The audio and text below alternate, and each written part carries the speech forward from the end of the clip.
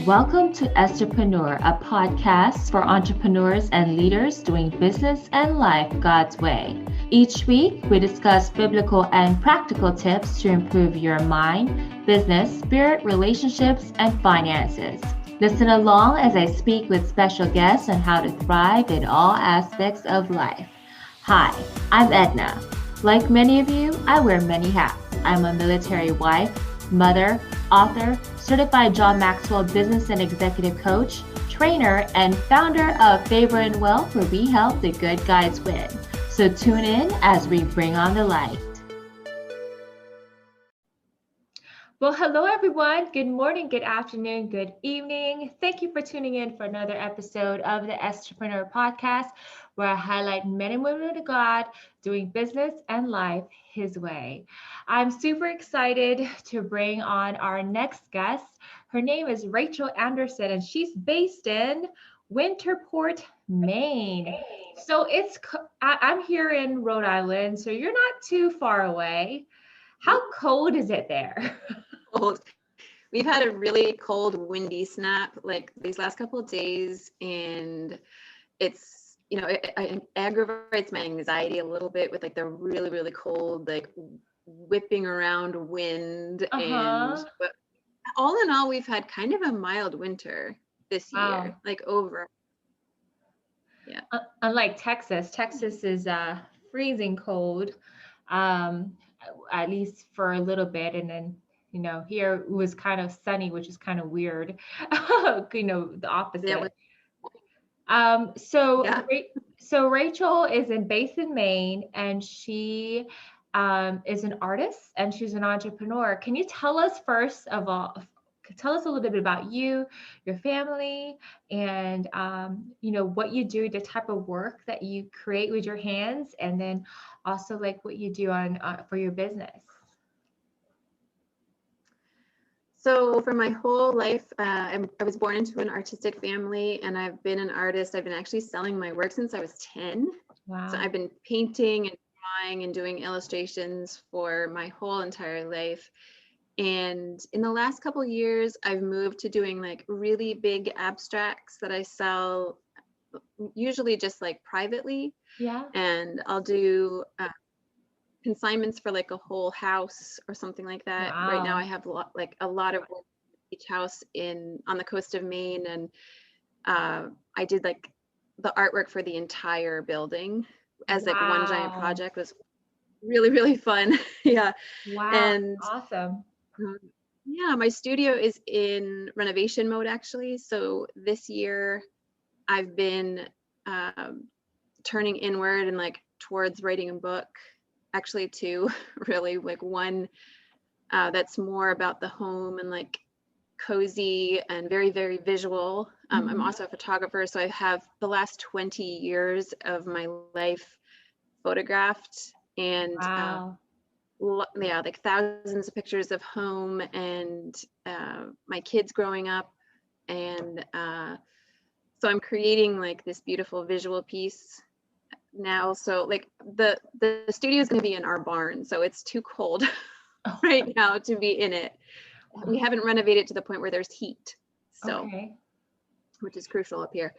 So I've been working on a book, and I've also been really, really turning towards my entrepreneurial business, which I started working on 5 years ago. It's a company called Plexus. It's a health and wellness company that actually really saved my life 5 years ago. The business part has come very, very slowly. The products really helped me heal, and I started out having to do the business in order to get them paid for. Yeah. But over the last couple of years, especially, I've really grown to love what God is calling me to do, which is lead other women in opportunities like this, not just in the business that I'm doing necessarily, but to just be open to leading them as just a Christian woman in this industry, which is sometimes really difficult and really misunderstood. Yeah. I think even by us. Like, it's hard to navigate, I think, through some of the emotions that come, especially as we become more successful, especially as we become leaders of other leaders, and Yes. and what that looks like. This is the first year where I've really had a team underneath me.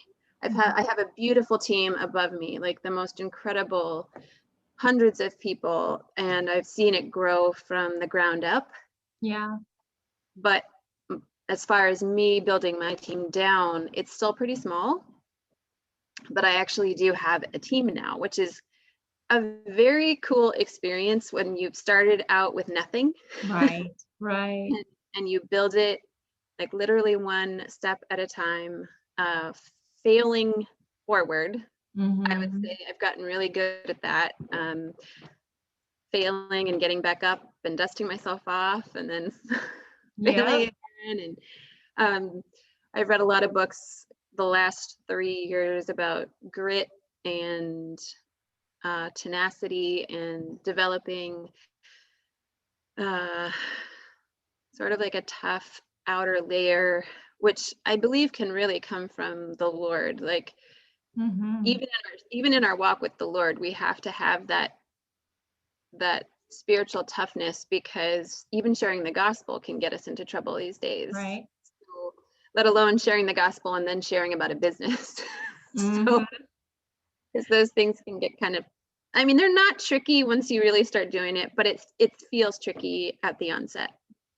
Yeah, because a lot of times with, there's this like, I don't know if it's taboo or whatever, but whenever people talk about business and you're a Christian, they look at you like, like, why are you talking about business? But in Yeah. reality, we're not just supposed to be ministers. God called us to the marketplace too, and He called us to succeed in all aspects, whether if it's in education or government or business or healthcare, whatever it is. I think we have to embrace that call. And if He called you to the marketplace and to business, then you shouldn't be shy about it, right? You should be bold and fearless and not be ashamed of what God, and not everybody will get it, and I think Most that's won't. challenge. What's that? Most won't, I would say. Yeah. Kind of like the 80% won't and the 20% Right. will. And even in like, that's sort of like a business ratio, and it pretty much holds true in all of those things. Like, 80% of people will think you're crazy and be like, what is she sipping on? And then that 20% will kind of wonder and follow you for a while, and then the next thing you know, they'll be on your team. Yeah. And it's funny because it's sad, because a lot of times it's the people who don't know you who take you more seriously than those people who know you, like who like, for example, who's been your friends for a long time or family.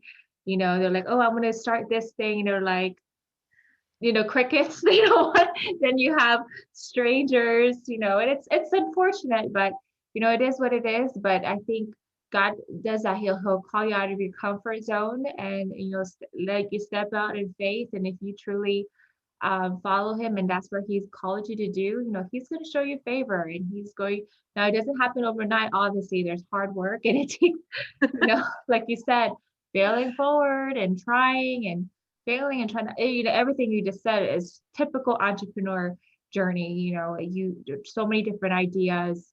You fail a lot of times for that one win, but then when that one win happens, it's just like, oh, you're a breath of fresh air, and you're on fire, and it's just such an amazing, thing. But I'm glad you shared that. Now you said you have 2 kids, is that correct? I have 2 boys. 2 boys. I Okay. have a teenager. He's 13 going on 17. And then I have a almost 10-year-old boy. Awesome. So all boys. All right. And then so you guys are in Maine. Are they doing virtual schooling like the rest I have one at home with me, and we're doing homeschool, and then my teen is at a small private school that my husband and I are actually part of the administration of. Oh, okay. And which is nice. And my husband grew up going to this little school. It's a Christian school, and and now we're a pretty significant part of keeping it going. So from an administrative perspective. So it excuse sounds me. like you're doing a few things to keep you Yeah, busy, huh? Now, just a few. I know. So I have a question. So I know you talked about, let's talk about your art, your work. You said houses and consumption. Is that primarily your target market is like houses? You do things for houses, or is that just like who do you typically For artwork? yeah, for your artwork? Anybody, Everybody? but Okay. my big pieces tend to go to wealthier people. They're priced very differently than my illustrative. So I do two very different types of, Yeah. well, a lot really, but like on my link tree that I sent you, and that's Yeah. one of the ways to connect. My online shop has my smaller pieces. Yeah, because I didn't see any of and the it was more like I think I saw like it was like it looked like a scarf, but maybe it wasn't a scarf. It was like something. What was the Oh, I knit.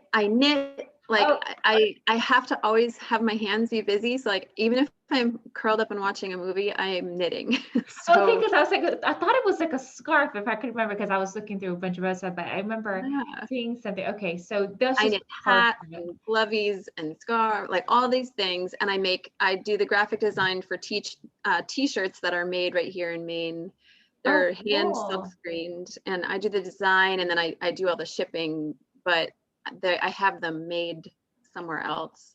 So Just let me ask you this. How did you know? I mean, obviously you said you've been doing it for years. So like, is it something that I guess you took art classes or it was just became natural? Like how your parents just, like knew that you were going to be an artist? Like how did you discover that you were good at what you did?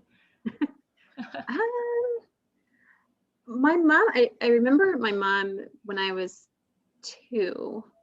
I actually still have it. She said that she's like, I gave you finger paints for the first time, and you were 2.5 years old, and you painted 4 apples, and they were all like evenly spaced in like these Wow. 4 quadrants.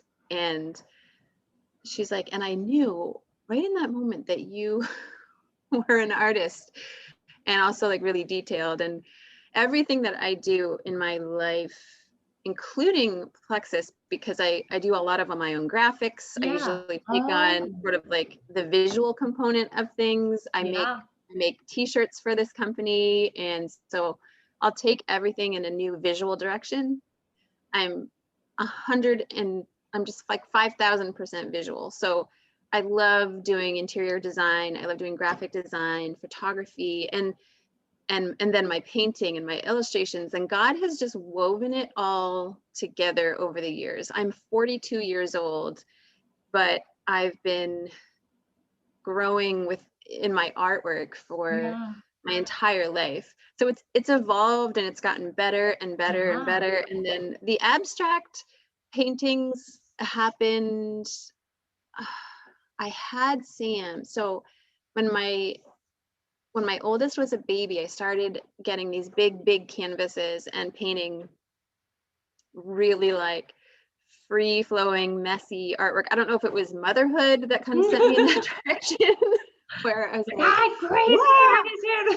Crazy. yeah, they're not angry, they're Yeah. beautiful, but they're definitely like in my home, I love order and simplicity, but my abstracts are anything but. Like they're literally just Very like modern, a contemporary. beautiful mess. Yeah.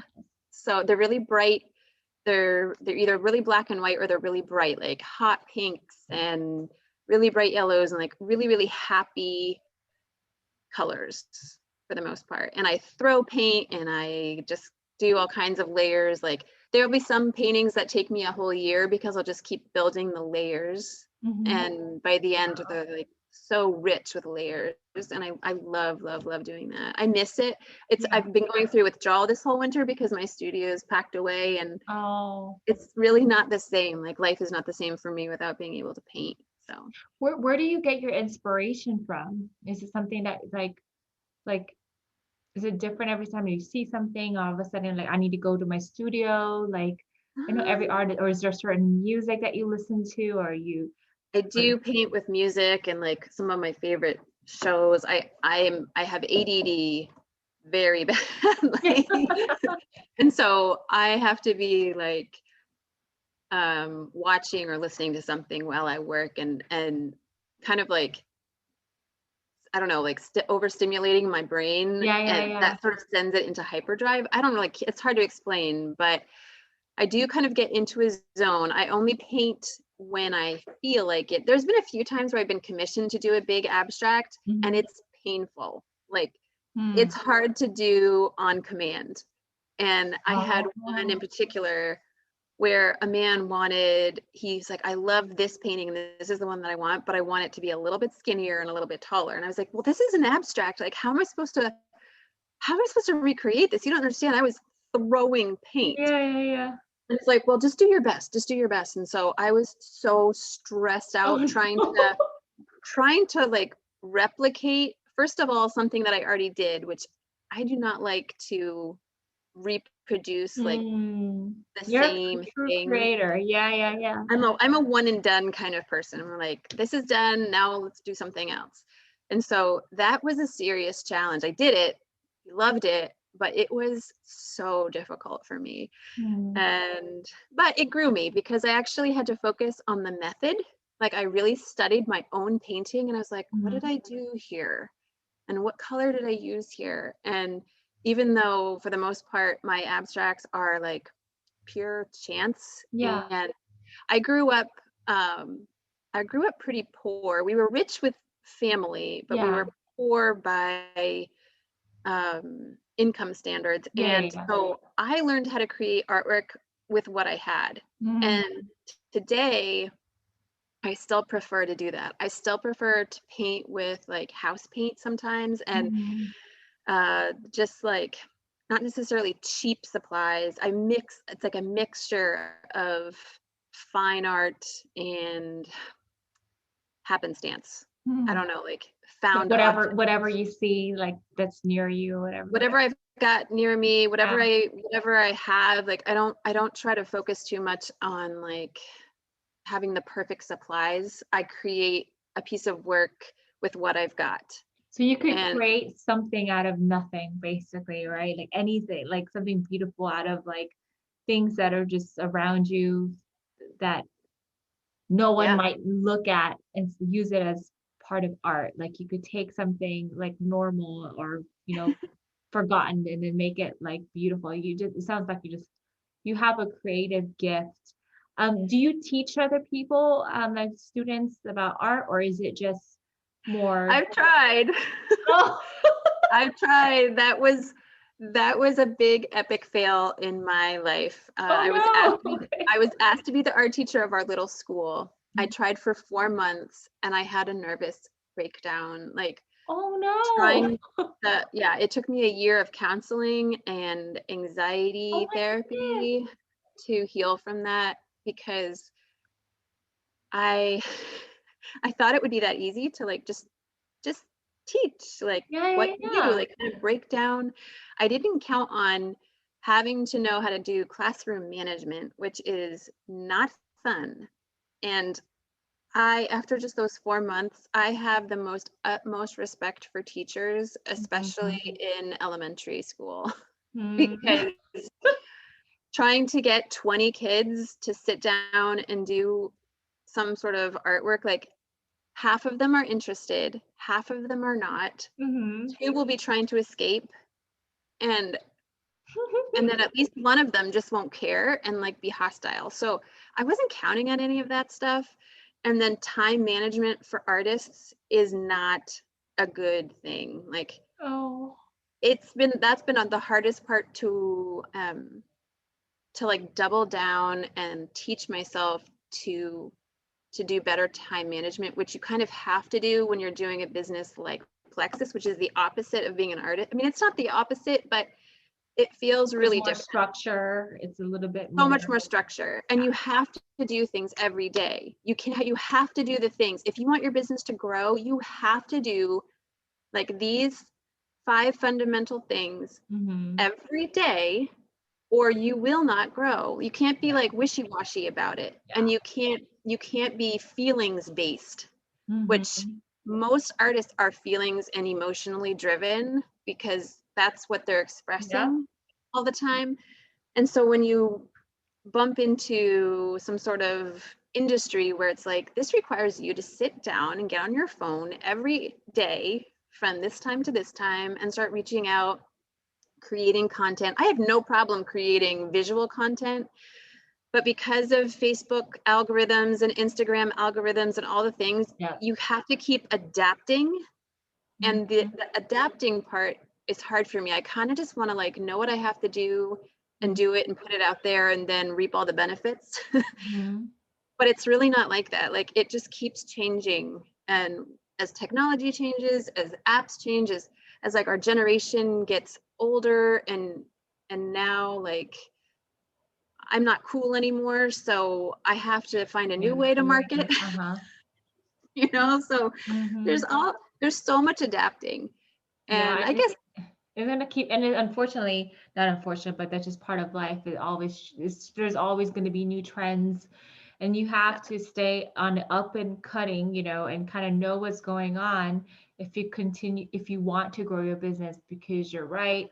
Before, where it was like, for example, brick and mortar, and now you have the online space, which you're competing not just with the people in your neighborhood, but now you're competing with the rest of the world who might have, you know, a bigger spend when it comes to, you know, the SEO, the advertising and social media and all that other things. But yeah, I know it's interesting how God is kind of stretching you almost. It's like what I'm seeing. It's like he's taking you out of, okay, this is the way you're used to. I'm taking you to this, and he's teaching you a different aspect of business, because I know your art is a business, but this is a little bit more. Now, you know, going, and I know you mentioned earlier, which I want to touch on, is you said it saved your life. Can you talk to us about that? Like, how did the products or the business save your life? Let's see, ever since I was a young adult, like when I 21 stands out in my head, but it was actually earlier than that. So over 20 years ago, I started having chronic anxiety and chronic gut pain, like debilitating gut pain. Yeah. This is TMI, but I really couldn't go to the bathroom. I have psoriasis, which is an autoimmune disease. And so with a lot of comorbid symptoms, and especially as we get older, you'll see a lot of those things happen. And so I also was from the age of 30, again, with the gut pain, I was going in and having colonoscopies, which normally you don't start getting until your 40s. But I started having them in my early 30s, and every time I had one once a year, they were taking pre-cancer out of my guts. Wow. So it was like little polyps and things that were growing. My body loves to grow things. So it's gross. And it was a battle for a really long time. I tried everything to heal myself with my diet. I never went on hard meds for my psoriasis. Like a lot of people that I see online, because I sometimes am looking for people that are like suffering the same way that I used to. They're on like these crazy steroids, and the problem is with hard meds is that it's probably wrecking some of your internal organs, and it's also, as soon as you come off of them, you're going to see your symptoms come back with a vengeance. So I never did that, but I was covered like head to toe basically in various places on my body with psoriasis. Like some of the places were bleeding all the time, and all around my face and my whole scalp. I had my hair and my head wrapped up in a bandana for 20 years because it was like it was not something I could show. It was embarrassing, and behind my ears was just like covered in, I don't know, you can look it up on Instagram and you'll find thousands of people that show their pictures of their head to toe psoriasis, and that's basically what I had. And so I was 5 years ago, I was kind of at a rock bottom after my 7th colonoscopy came back with more precancer. And I remember asking one of my best friends for prayer because I was in so much pain. I was so much fatigue. And I mean, I could literally go on about my symptoms and I won't, but I felt like I was on a trajectory to die young. And I was kind of like wrapping my head around that thought. And at this point I was doing smoothies and like kales and blueberries and all the things. I was doing all of the things to clean my diet, but it just wasn't enough. There was like this major gap or missing link is how I describe it often to people. And Amy's my friend who I went to, and I said, just pray for me. And she said, you know what? My husband's been trying this supplement regimen, and he had similar issues with his gallbladder and all the things. So she's like, it's really helping him. I think you should try it. And so I have to mention before I tried it, I was kind of like, I was a super skeptic. She was already sharing about Plexus, and I was kind of like a hater because all of a sudden on her Facebook feed, and she and I have been besties for life. We've raised our kids together. Yeah. She's really like wholesome and real and honest. And all of a sudden on her feed, she was like sharing about Plexus. And I was like, what the heck is Plexus? Like, why are you sharing about this all the time, all of a sudden? And I got really angry. So part of my story before I actually said yes, and I was like, all right, you know what? I've got nothing to lose. You know, I'm going to sip this Kool-Aid that everyone else is. And then just it ended up being like a never say never. Weeks, it was already helping to soothe my gut pain. And that was such a huge, like, whoa, like, I can't believe this is even helping. I was just taking their little blood sugar balancer drink. Yeah. That is kind of like their key cornerstone product. And it was already making a difference after just like really a few days. And so honestly, fast forward to 2 months, it did take 2 months to like kind of back that, like, our health when we're sick and we're spiraling is going this way. And then when you're trying to address it with either your diet and exercise, supplements, all the things, it's going to be like doing this first. It's like now it's backing, and it has to like detox big time and start to heal. And as humans, like, we want everything to happen like that. And so I had my friend telling me, like, this isn't a quick fix. This is going to be a slow process. You have to expect for every year that you've been sick, a 1 month of recovery at the very, very minimum. And so I was looking at 20 months at the minimum of trying to recover from 20 years of illness. And so I didn't have like crazy expectations, but it didn't take that long. Like, honestly, 2 months in, and my gut pain was almost gone. I was going to the bathroom. My skin was starting to clear, and my energy was getting better. My brain fog, which I had had my entire life, even, I want to say even like into high school, like backing up into high school, I just had a hard time focusing and like reading. I'd have to read a sentence 3 times just to kind of like get the gist of things. And so I found it very, very hard to read books. And now I'm like an avid book reader. I usually have like 6 to 9 books going at once. But like all of these systemic issues started to resolve from this one very tiny regimen that I started. And like it kind of went in like 2 months, then 6 months, then 8 months, then a year of like noticing big jumps in my health.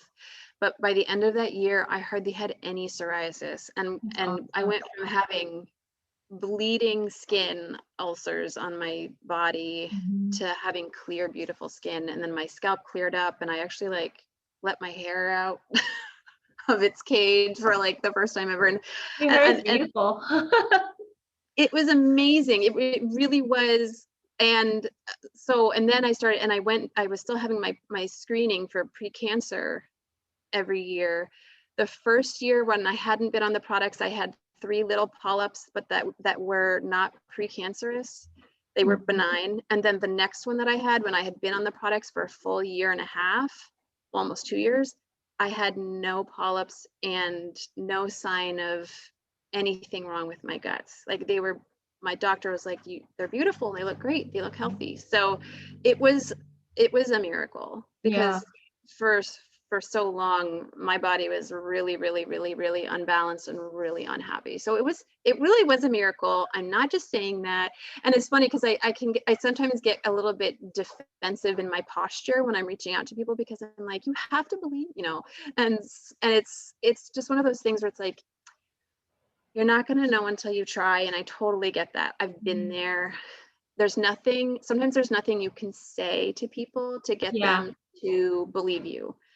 And you have to be patient and wait and pray for the right opportunity to like keep trying to, like, my heart really, really does hurt for people that are covered with sores and skin issues that are really hard, like almost impossible to heal with cream. And it's a really hard way to live. Yeah. And I think sometimes too, a lot of times people, unfortunately, they pray for answers, and then God sends them a solution, and it might not look the way they, that it's, that they expected. And sometimes they say no to the solution because of the packaging of the way it looks like. And with yours, it's a product. And I think sometimes we have to be cautious about that as well. It's like, understand that not all solutions is going to be an overnight miracle. Some things are actual, it's a process, it's a product, or something that God uses humans, right, to bring the solution to you. And you don't take it because of, the package of how it looks like. And we could be missing out on the answer because we're not looking with our eyes open. Now, can you tell us how you came to know Jesus?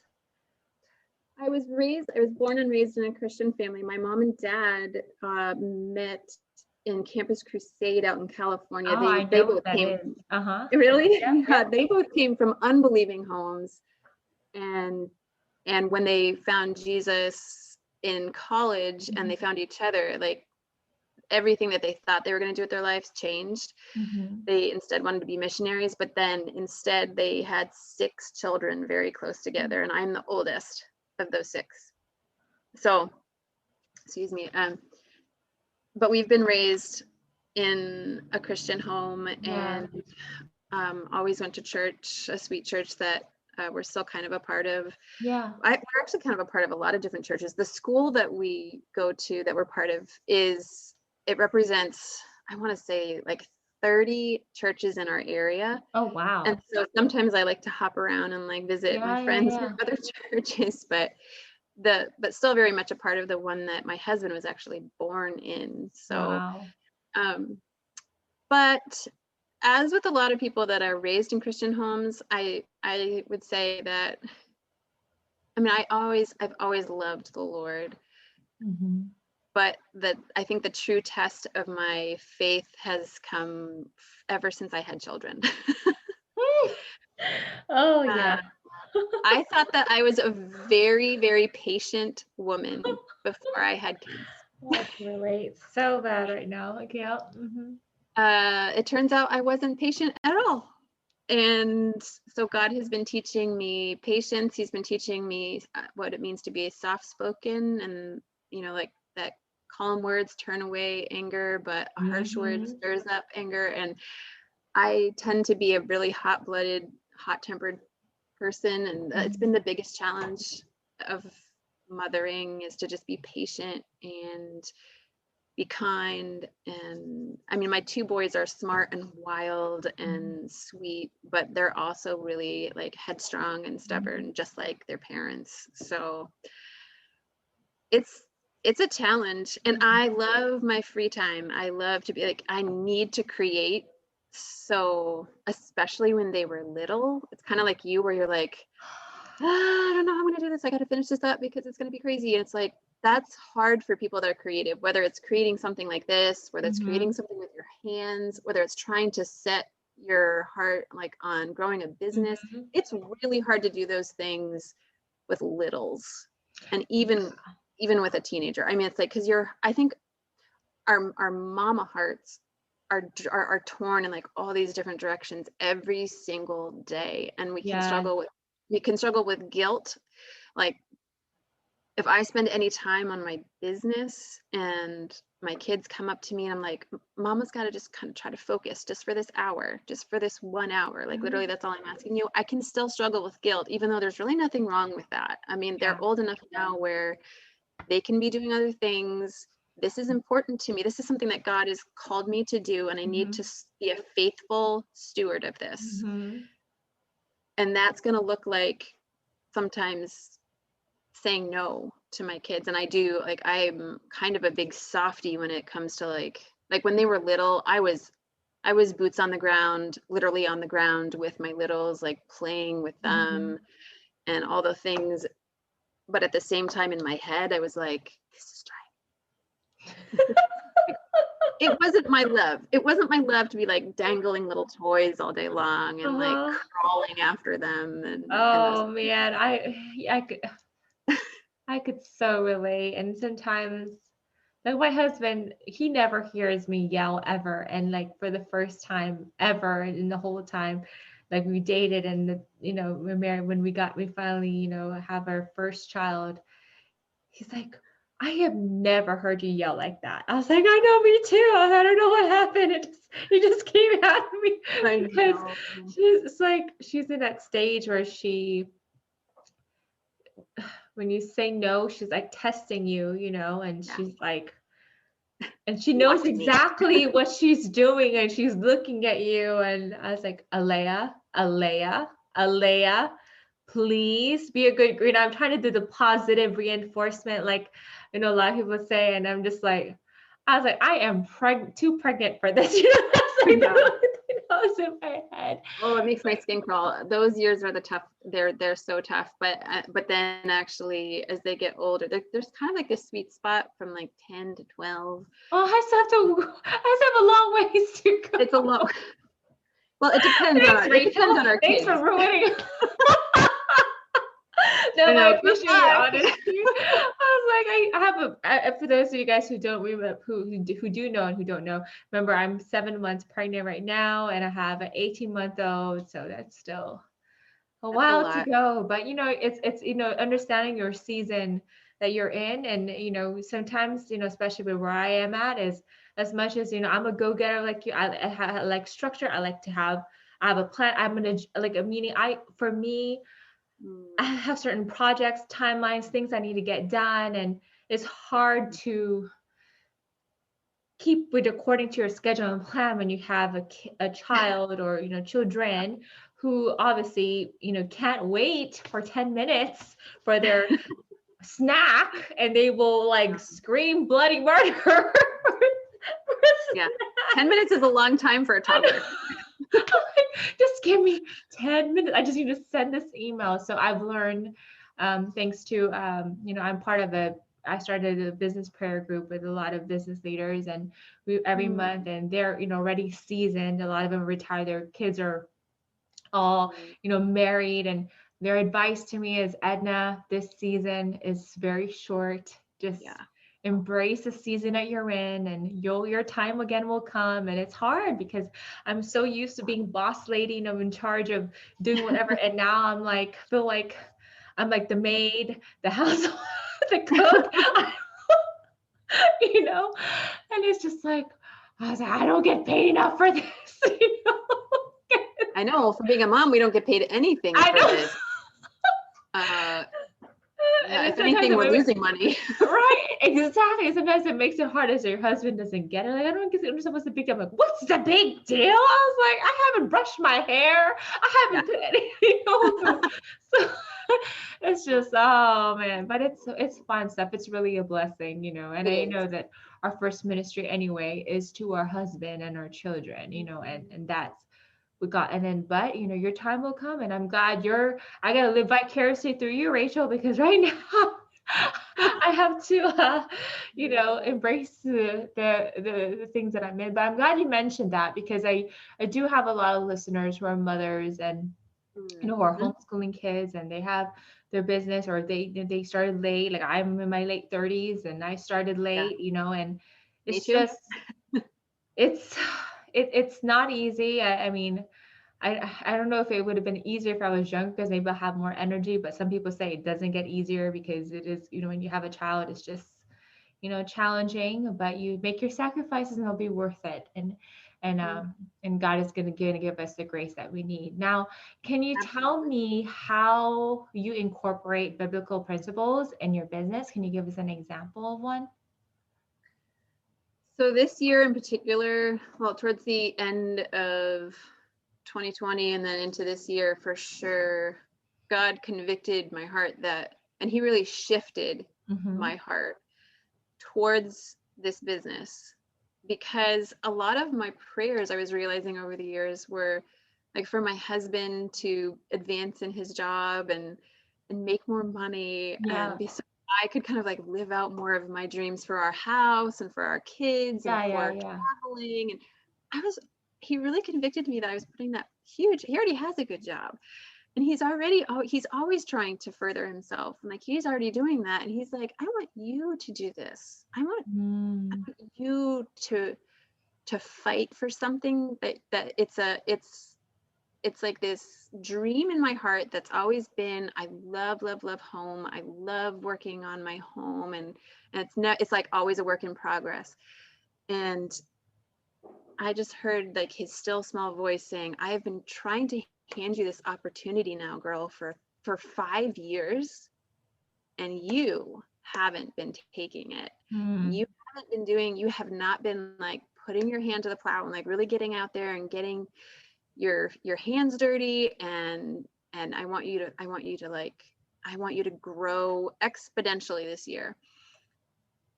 But with that, I was like, I can't do this. And he said, you can, but you need to pray like every Mhm. day for what you need. I want you to meet with me first. I want you to connect with me That's first. right. I want to I want you to give me all the names of the people that you wish were on your team, and I want you to put those before me. That's right. And so I can honestly tell you that I do not do any of this work that is hard for me. Like I don't love a lot of the gritty, the reaching out, the scary parts, the methodicalness, because like I Mhm. resist methodical things. I want to Mhm. do things when I feel like it. And this is not a business where you can do that at all. Yeah. So um, I just felt him say, like, you're right, you can't do this. You can't do it without me. And I'm going to be the one that's at your back, pushing you each day. But I want you to be like on your knees, depending on me for all of it, depending on the people that are right out there in front of you who have been there this whole time. But I want you to like really follow them and do what they do and stop trying to reinvent the wheel. Because I tend to be like, oh, that graphic's cute, but it could be cuter. I'm going to take my time. I'm going to Mm. spend an hour making a new graphic instead of being humble and just using what someone else made and being thankful for it, because that means that instead of spending that time making the graphic, I can just spend that time sending messages and pouring into the people. Because Yeah. people don't care what a graphic looks like. They're just like, what's the information that I need and how can I apply this to my life? Whereas I'm super selfish typically and be like, well, I don't want that graphic to be coming from me because it's not beautiful. Mhm. So I think walking towards humility, starting every single day, I need to start.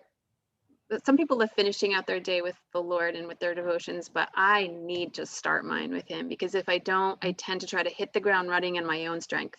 Yeah. And He's really convicted my heart this year that what He wants is to connect with me this year. And that if I trust that time to connect with Him first, that He will bless the time that I put towards my business. Yeah. Um, and so, because I am so like, try to do this in my own strength, girl, like I try to just navigate everything, and I tend to put off the most important things to do the more fun things. And it's like, at this point, a lot of it is work. It's work. And God's saying, in order to do the things that you really want to do, like, you know, expand your home and take your boys on trips and things like that, and really show them more of the world, you have to work hard to do that and to build something beautiful. And it requires just like so much faith. So going back to your question, literally, I just get down on my knees and pray every day. And I have to write. I do have ADD, and I have to write my prayers a lot of times to stay focused. If I stop writing, I tend to be like I'll get so distracted. Yeah. Even when I'm like the disciples in the garden, when Jesus is literally like, guys, I like 5 minutes ago, I asked you to pray with me. And I was like, that's so me. That is so my struggle every single day, but I'm doing it. I'm fighting it and doing it. I think that's so good that you write your prayers though, because that, you know, you could give it to your, you know, your future grandkids, you know, your future daughter-in-law, or even your sons. You know, I think, you know, the prayer, I look it back at all, my mom has her own prayer journals and things like that. And I remember one time I would sneak into her prayer closet and I would find it, you know, and it's just, you know, I think and I have my own prayer journals and everything, but it's just such a beautiful thing. And the fact that you actually wrote your prayers down, I think that's, you know, that could be, you know, be given to even your, especially if you're praying about your business and so forth, you could give it to your team and they could use it for prayers. Because some people are lazy. They don't want to come with their prayers. So they'll just, you know, get your book, you know, and I remember I would do like prayer decrees, like for my business and life that I did. Because the Lord was calling me, you know, to start my business since 2014. I didn't actually step into faith until 2016. And, just, I would have this prayer that I would pray. And then for my clients and stuff, you know, I would give them, you know, those prayer decrees what I call them prayer decrees I've written out. And it really, I think that's right there could be a book, Rachel. That's what I'm saying, you know, your prayers. And because there's a lot of entrepreneurs and, you know, people, or if it could be about your children or whatever it is that you're praying about, a book of prayers could be another thing that you could use as a supplement to supplement your income as well, and just to be a blessing to others. I just wanted to throw that in there because I really think that's important. I am a very open individual when it comes to projects. I'm just like waiting for things to happen a lot of times, where I'm just like, I'm going to put this out there and just see what happens. But my friends and I, my two besties and I started a podcast just a few months ago. And we literally we were talking one day in one of their kitchens, and it was sad and hilarious and sweet and all the things. And so I said, guys, we should do this, but just start recording it. We should get together and have tea like we do, but start recording it, because I feel like a lot of other moms who are in their 40s or even younger. Anyway, we didn't know what our target, we kind of thought that was going to be our target audience, but in the most hilarious irony, we had a few men who emailed us and were like, I love your podcast and I want to get to know Jesus and I want Plexus, because we just did a deep dive, like we were just doing like deep dive into Plexus commercials. We were just like, let's just do this, like let's talk about poop. And this guy from the very first one got a hold of us, and we were like, okay, so that wasn't what we expected, but you know what, we prayed over this and asked God to bless at least one person with each podcast. Like that's always our prayer, that at least one person would be blessed by us just being open and honest and real about being moms. We all have teens. We've all had struggles with like health issues and emotional stuff, and like we've gone through deep waters together, but also in our marriages and our extended family. We're all estranged from somebody in our family. It's like the difficulties that come with that, but I don't know, like, and this season I'm kind of like I'm taking my foot off the brake and just Going full force. I am going full force into whatever like opportunities are placed in front of me, and like my core group of people. I'm like, let's, whatever you need to do to like build your business, like let's do this. I'm totally open to ideas. I mean, like you were just saying, I was like, I'm open to ideas, and I do believe that all of these things are connected. And I love this. Like, I love meeting other people that are just like willing to put out their story, because we all have that something to learn from it. We all learn from each other. Like, that's how we grow. We learn from each other. We read books, we listen to podcasts, we watch videos of inspiring testimonies. We like, this is what's pointing you towards something that's in your story. Mm-hmm. Yeah, what's the name of your podcast? So you could let the listeners know. What is it called? It's called Three Maine Girls. Three Maine Girls. Okay, so I do have your social media handle on that. Now, can you where can they find the podcast? Pretty much wherever podcasts are posted. We have about, I don't know, my husband keeps adding them, but it's hosted on Podbean, but they're on like Apple. We started with Apple, but they're on a lot of different, most regular like mainstream podcast hosts. Yep. Awesome. That's really exciting, because like you said, it's, I think this is a time really for our message, and most importantly, God's message, to go through the airwaves, because I think we're so bombarded with so many things that are secular and things of the world.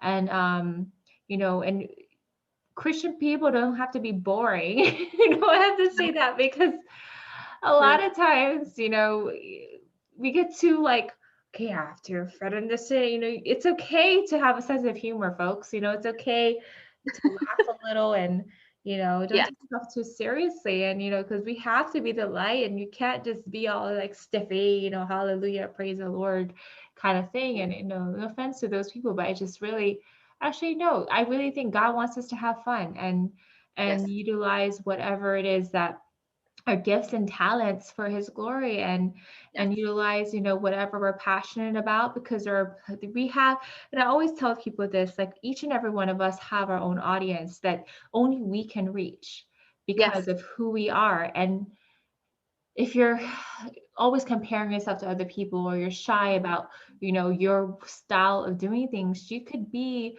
not fulfilling your assignment. You could be, there are people waiting for you to get your message out there. And you just have to be bold and just embrace your unique self, and be able to shine that way. Now, what is your personal mantra? To be found faithful and steadfast, and to be a good steward of the things that God has brought to me in this season. That, I forget, I think it was Abby Kappa. I'm sure you know who she is.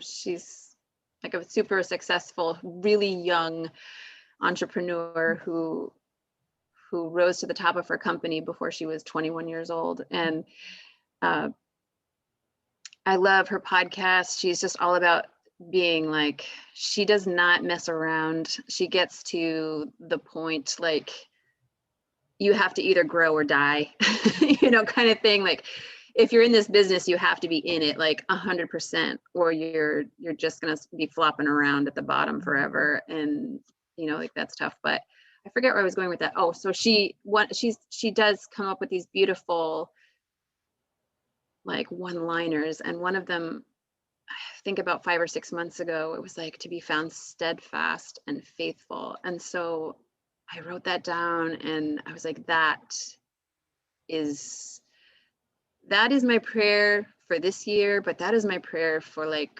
forever with this. Like, I don't see this ending anytime soon. I am literally not that far into it business wise. I feel like I've been running with my team, with like my group of people for a long time above me, but God has just brought me out onto the water as far as like leading a team.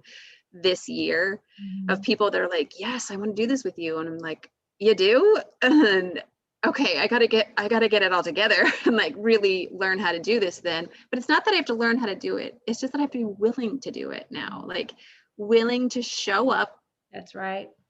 every day and do the things, and you have to do those things that you're asking your team to do. Yep. They're not going to do them if you're not going to do them. Right. And they're going to do them usually only at a small percentage of the amount that you do. So if you're going like full tilt, they're going to be behind you, but only a few of them are going to be going full tilt with you. The rest of them will be kind of like, it's just like me with my team that's above me.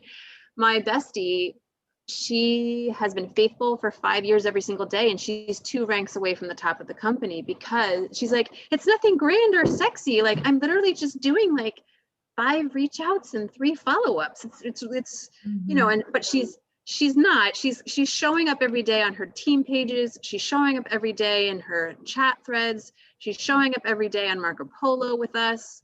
She's doing the things, she's hosting events, she's going to like seminars all the time and learning and advancing.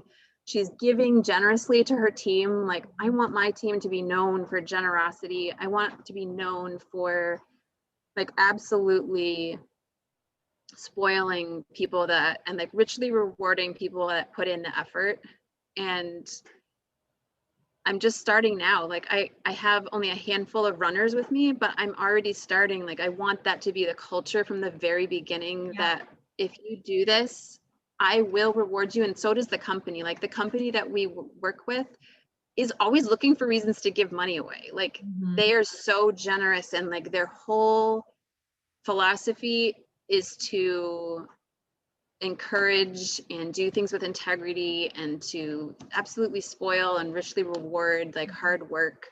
So it's pretty fun. Like I am literally just almost like scales came off. I don't know if you've ever had a moment where you're like scales came off and I just saw all of a sudden what was before me, and like I almost can't believe, I feel kind of like I've squandered it for a while. Like I haven't been running as hard as I could, and I had all these excuses, and now God took the scales off my eyes and was like, do you see what I've put right in front of you? Like how this could be the way that you provide for all the things that you want. And where it's like, I love to give gifts. Like that's one of my love languages. And I think that like earning extravagantly can translate into giving extravagantly, which is so much fun. And it's just like another reason to want to push hard so that you can give big and I don't know, like live like this extravagantly giving lifestyle, which I can't imagine like how much fun is that, you know? So yeah. And but you know, you're right.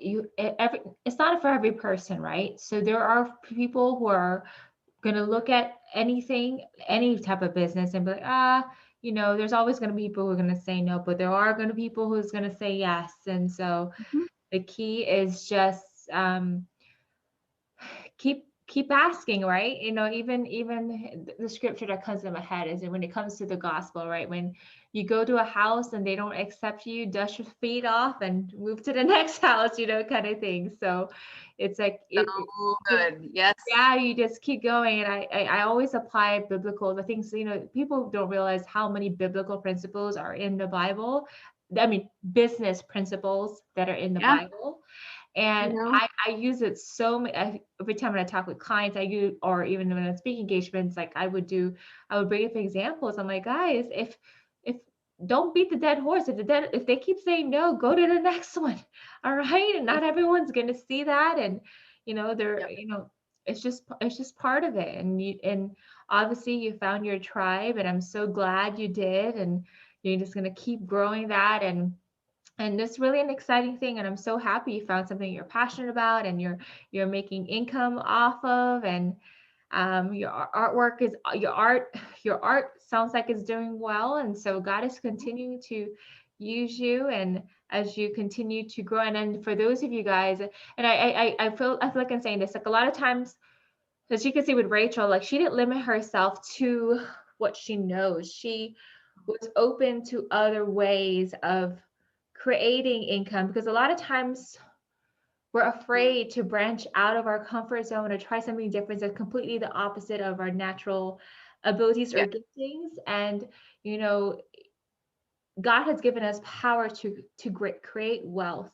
And that's scriptural. To create wealth, but we have to step outside of our limited box as well and allow him to stretch you like he did with Rachel, and to stretch you to try different things. And that could be your hidden treasure box right there, you know, something that's completely the opposite of what you thought you would Yep. be doing, you know, and I embrace. love it.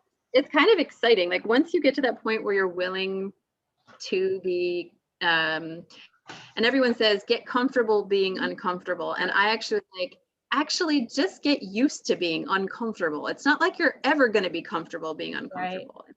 You're going to find that your threshold for that keeps getting raised, which is awesome. Like if you get on lives enough, if you get on Zooms enough, if you do podcasting enough, you're all of a sudden going to realize that you're good at it and that you're becoming an expert at something that you were once terrified to do.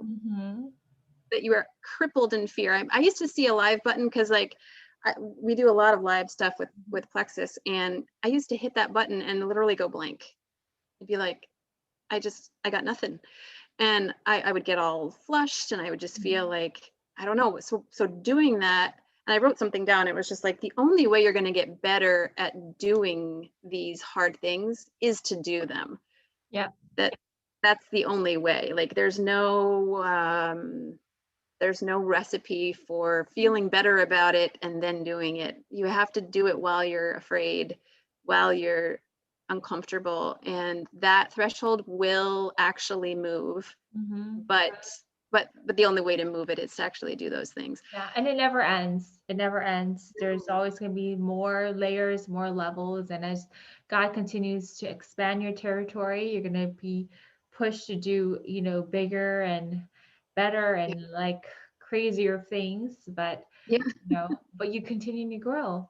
At this time, can you take a couple minutes to just pray for, you know, our listeners, and just pray for those who might be starting something new out of their comfort zone right now? Yes. Yeah. Lord. Father in heaven, I just thank you so much for this time with Edna. I thank you for her ministry and her business of reaching out to other entrepreneurs who are either established or just getting started. Lord, I pray especially for people that are hearing you call them out onto the water and asking them to trust you, to do these scary things, to do the next big thing, to do the next hard thing that they don't know how to do yet, but they just know that you want them to do it. And I just pray that you would give them the wisdom to know how to move forward, to take that next step, and to move forward in faith in you, that no matter what happens when they take that step, that you are there with them, growing them. And Lord, I just thank you for all those of us who have been given these opportunities to grow not only a business that will provide for our families and create a legacy for our children, but also to just go deep dive into trusting you and connecting with you each day for the wisdom that it takes to do this. Yes. Thank you, Lord, so much for this time. I just pray that you would bless someone else with this podcast. Yes. In Jesus' name, amen. Amen. Amen. Well, guys, I hope you enjoyed that as much as I did. I know you guys were encouraged by her journey and just God stretching her into a new way of thinking. And as she's been able to utilize the grace that God has given her to succeed in that area, I pray that you guys will succeed in the area that God is pushing you to. And even if it's out of your comfort zone, don't fight it. You know, embrace it, and you'll see that, you know, just like God is a multifaceted God, you know, gosh, like I can't even describe how awesome our Father is. And he has so many different layers. You also have different layers because you are made in his image. So don't limit yourself based on your education or what your background is or what people say you are. Allow the Lord to expand you and help you reach higher heights with him. Yeah. So tune in again for another episode of the Estherpreneur Podcast, where we highlight men and women of God doing business and life God's way. Until next time, keep shining. Talk to you guys soon. Thanks for joining us this week on Estherpreneur. Make sure to visit our website, favorandwealth.com, for more information on our services. While you're at it, if you found value in this show, we'd appreciate a rating on iTunes, or if you simply tell a friend about the show, that would help me out too. Also, check out my book, The Ugly Side of Sales, available on Amazon, where I share 7 of my secrets on how to win and grow business the right way. Until next time, keep shining.